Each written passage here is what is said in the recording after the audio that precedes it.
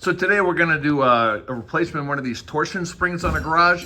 These particular springs get loaded up to counteract the weight of the garage door and make it much easier to lift because garage doors can get pretty heavy. But this one is probably 25, 30 years old, and the springy steel that they use pretty hard, but occasionally they just snap. So you can see here, this spring just broke. These are the two set screws that were loosened so we could twist around and show this. But so basically this spring is going to be replaced, and since we're replacing that one, we're going to go ahead and place the other one too. You can see the end of this spring here is red on the metal clamping part. The other one is black. There's basically a left and a right because they got to be torsioned different directions. I ordered up two new ones. You can see here's the new screws. The key is getting the length and the diameter correct so it fits upon the bar and things like that. But for the most part, around $100 for a brand new set, and this will last another 30, 40 years, I suppose. Because this one's broken, of course, the tension is all been released. This one, of course, not broken, is still loaded up. So that basically has to be unwound to get the tension off so it can be removed safely. So as soon as I do this, it's going to start to pull down. So Dan's gonna hold this thing here, and he's gonna loosen the set screws. He's pretty much loosened. Pressure's going to be downward. It looks like it's twisting. You got to remember to have that bar in there. The thing will just go wacky. All right, now with using the two bars, you can slowly unwind it, just like that. So this is a good idea to probably count the number of winds just to get reference. Be 4 quarters. All right, so we'll continue this process until the load is off the spring. All right, no more pressure, and we're good. Okay, how many was that, Dan? 27? 27. So 27 quarter turns divided by 4. So we're talking about 6 or 7 full turns of that thing is what it was before.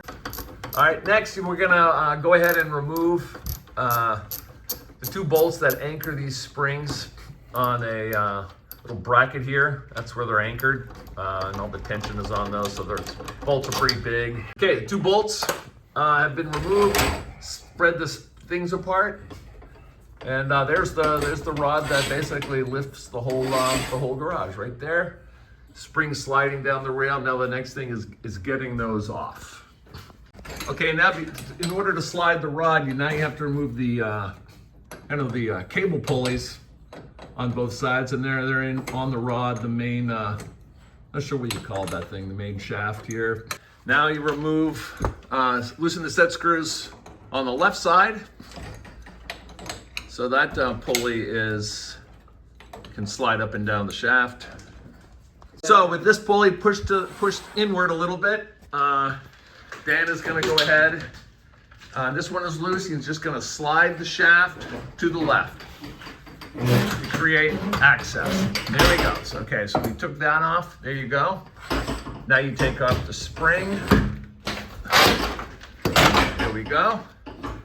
And I'll take that spring, and then I'm going to hand him the other spring, the new one. I'm going to hand him the spring with the black end. There you go. Now we'll just repeat that on the other side. Here's the one with the red end. Put that one on. There you go. Put the wheel back on. And there you go. Now we have to bolt everything back in place. New springs come back into play. Get those springs bolted in place. Reattach the cable to the pulley.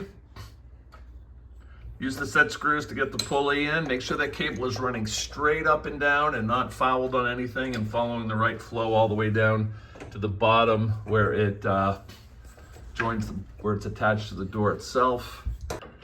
A vice grip holding there. It's just hanging, but Dan is loading up the spring for the first round of about. He's going to put his 27 quarter turns in this thing right now. We'll do those set screws, and we'll put a little load on that rod so the load hits the vice grip. Okay, got 27 quarter turns. Gonna tighten up those set screws while the rod holds it.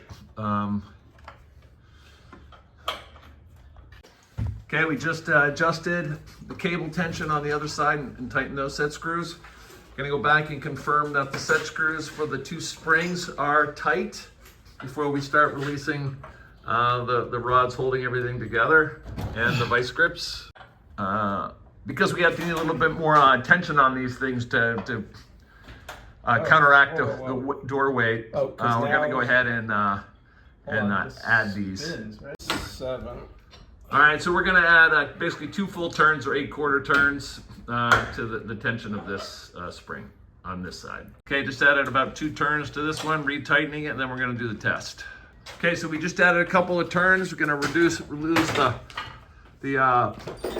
latch to the motorized part, and up it goes. There we go, and it's Super easy. yeah. And it stays up. Motor's hooked up. Let's see if it works.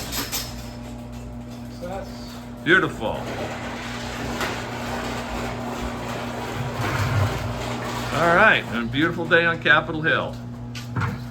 That project took probably about an hour, you know, a little trial and error. It's kind of the first time. So now there are a lot of really good videos on doing what we just did here on this garage door online there, and probably a tad more professional than us, but as a do-it-yourselfer thing, this is doable.